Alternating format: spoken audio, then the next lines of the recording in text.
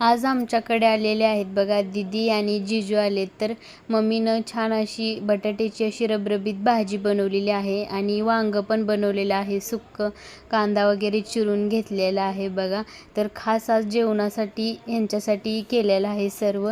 आणि पुरे बनवायचे माझे सुरू आहे. तर पुरी, भाजी, वांग्याची भाजी असं जेवण आहे बघा आमचं.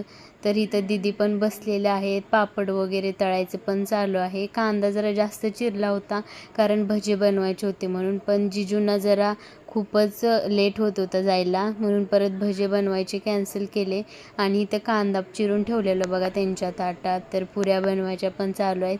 तर दीदी पण आलेले आहेत आमच्या आणि खूप दिवसातनं आलेत. तर आमचं घर असं भरल्यासारखं खूप छान वाटतंय. मम्मीचं पापड तळायचं चालू आहे, नाचणीचे वगैरे पापड घेतलेले आहेत आणि तांदळाचे पण आहेत, कुरडई पण चालू आहे बघा तळायची.